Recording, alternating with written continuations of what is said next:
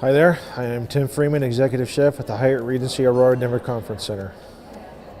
The experience putting on the blindfold was scary at first.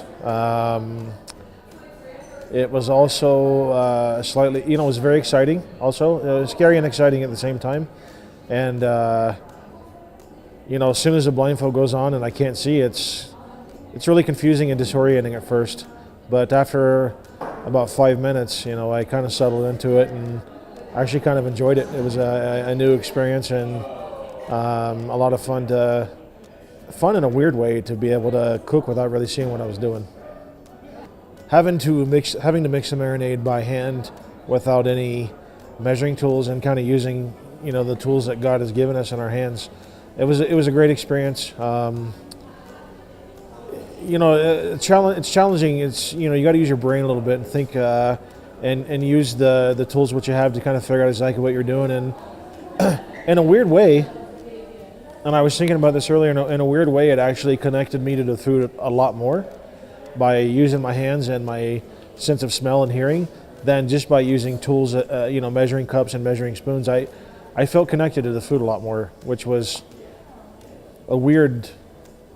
It was a weird experience, and not weird in a sense where it was really foreign, but weird in a sense where it was just a whole nother experience for me. So I'm taking the lamb chops and I'm adding a lot of different spices to them. I'm adding coriander, I'm adding cumin seed, I'm adding garam masala, I'm adding turmeric, yogurt. I'm adding all this to the bowl with the lamb and mixing everything in really well and making sure I'm incorporating all the spices and the yogurt into the lamb. It's a very strange feeling as I'm measuring the spices into my hand. It's a strange feeling to not only have them in my hand, but try to guesstimate by weight and by feel what's a teaspoon, what's a tablespoon, what's 2 tablespoons.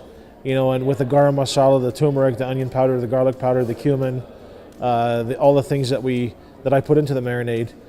It's just a new experience to have those in your hand and not be able to see anything.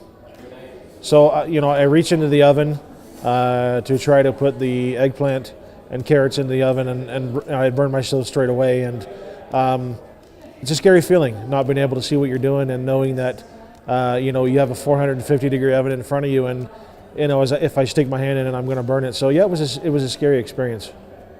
So we take the carrots, we lay them out, we peel them. We also, with the Thai eggplant, pierce the skin a little bit with a knife, just to pierce the skin so we get a nice even roast on them. So into the blender I add garbanzo beans, fresh lemon juice, tahini, salt, pepper, and a little bit of blended oil and roasted garlic cloves, and putting it in the blender and turning on really high speed, not being able to see it and having to use the plunger to kind of feel what the consistency of the hummus is. It's a totally foreign experience. Hummus is one of those things where you need to get the consistency exactly right, and not being able to see it was really hard. And having to use Claudia's expertise and with the hummus, letting me know if it was too thick or too thin or chunky or smooth. She was definitely a great help.